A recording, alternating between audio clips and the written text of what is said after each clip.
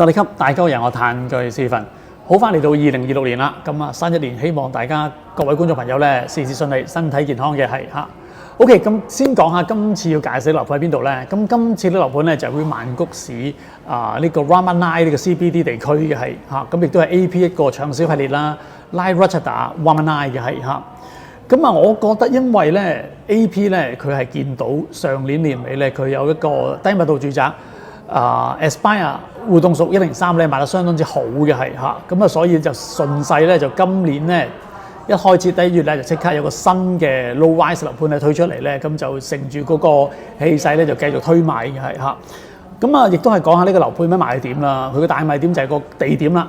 佢距離嗰個 MRT 站同埋個 Central Ramanai 咧就大概1公里，即係可能900零米就到㗎啦，係嚇。咁行過去咧10分鐘一定行到嘅，咁所以呢個好大嘅賣點啦。咁所以呢附近翻工啊、翻學啊，或者係攞嚟出租嘅嗰個需求咧相當之大嘅係嚇，因為嗰個生活配套咧相當之足嘅係嚇。咁同埋另外咧就係話佢AP 亦都喺呢個新樓盤咧，佢又會推出咗2個新嘅layout 啦，35同埋呢個31有新嘅戶型設計嘅係嚇。咁我睇過之後咧，我覺得相當之好用嘅係，同以前有啲唔一樣嘅會係嚇。咁所以咧今日咧就嚟到佢呢個現場嘅新嘅 showroom 啦，就拍2個示範單位俾大家參考下嘅係嚇。咁同埋亦都係啦，喺片尾度咧亦都會行一行個樓盤附近啦，同埋嗰個距離 MRT 站有幾遠俾大家參考下嘅。咁希望大家中意啦。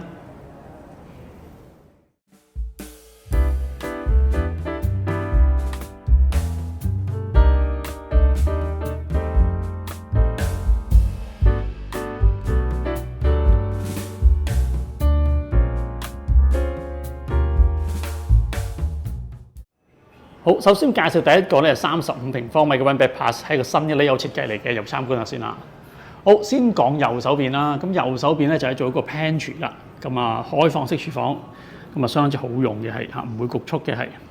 好，咁另外啦，個新 layout 咧就係佢將嗰個飯廳咧就放咗喺個門嘅左手邊，係啦。咁呢度咧就好似做咗個卡位啦，咁感覺好似餐廳咁啊，幾靚嘅係嚇。好，咁我哋先講咗個客廳同埋個多用途房先。個客廳嗰個 size 咧，嗰個電視機櫃同埋個 sofa 個位置咧擺嗰個距離係相當之夠用同適中嘅，係唔會話太過窄嘅係嚇。咁佢擺個50寸電視亦都相當之夠嘅係嚇。好，咁再嚟啦，就係嗰個多用途房啦。其實今次個多用途房咧，佢做個比例做得幾好嘅係嚇。咁啊，你可以做書房啦，或者放張單人床，一個衣櫃亦都冇問題，係唔會相當局促嘅係嚇。咁啊，示範單位就做咗個書房嘅係啦，咁同埋咧佢個新設計就係咧嗰個露台咧就可以貫穿2間房嘅係嚇，咁你可以自己調配啊，點樣用都好方便係，個理由幾好唔錯係嚇。好，再嚟睇個主人房同埋洗手間啦，我哋先睇個主人房先啊。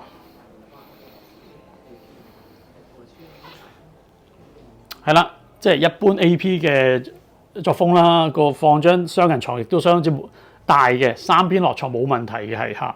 咁啊，嗰個佈局亦都係啦，四正好用嘅係嚇。咁同埋個露台亦都係啦，可以行翻出去另一間房嘅係嚇。咁呢個設計都唔錯嘅係嚇。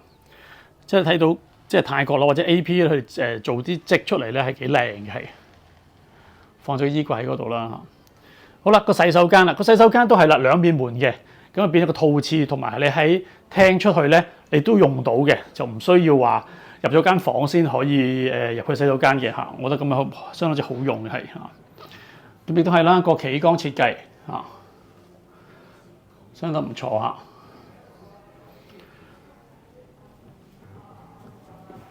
好，咁啊再睇埋另外一個啦，陣間會再介紹另外一個細啲嘅單位。好，第二個介紹嘅咧就係呢個31平方米嘅 One Bedroom， 亦都係新設計嘅 layout嚟嘅，有冇參考先啦？好，咁一入到嚟睇咗右手邊先，右手邊咧佢個 pantry 唔係放喺呢邊㗎，咁喺呢度咧就放咗個鞋櫃位啦嚇，個玄關放咗鞋櫃位嘅係嚇，咁再側邊咧就係放咗個細餐台啦嚇，咁啊 sofa 同埋電視機區咧亦相當之好嘅係，咁門嘅左手邊咧就係個洗手間嚟嘅。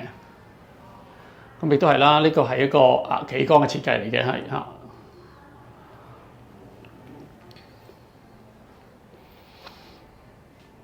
係啦。咁今次嘅新設計咧，佢就將個廚房變咗一個緊廚啦，係嚇。咁啊變咗啊，亦都啱晒好多啲香港朋友中意用緊廚嘅要求嘅需要嘅係嚇。OK， 客廳部分都唔錯嚇。好，咁另外啦就係嗰個睡房啦。咁亦都係啦，個睡房相當之大嘅，喺窗嗰邊咧可以加多個位咧嚟做書台，亦都相當之闊落嘅係嚇。咁佢放張 queen size 嘅床啦，咁亦都相當之大嘅嚇。咁喺床尾嗰部分咧，佢再整埋個衣櫃、梳妝台，亦都相當之夠用嘅係嚇。咁另外啦，嗰個露台亦都係放咗喺房入邊嘅係嚇。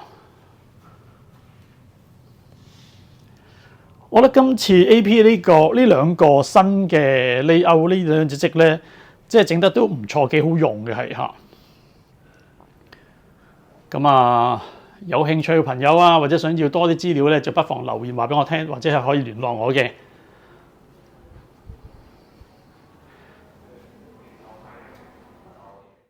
好，咁最後亦都講解下點樣由屋苑行翻去呢個 MRT 站同埋 Central Roman Line 商場嘅係。咁係啦，咁喺屋苑向左手邊行翻出去大街先，咁就行到咁上下咧，你就見到喺右手邊咧就見到間7-Eleven嘅，咁就轉左，咁轉左咧直行咧就會出翻大街 Ratchada 噶啦。咁其實喺沿途咧，你見到好多啲餐廳啊賣嘢食嘅商鋪嘅，所以唔使擔心話冇嘢食。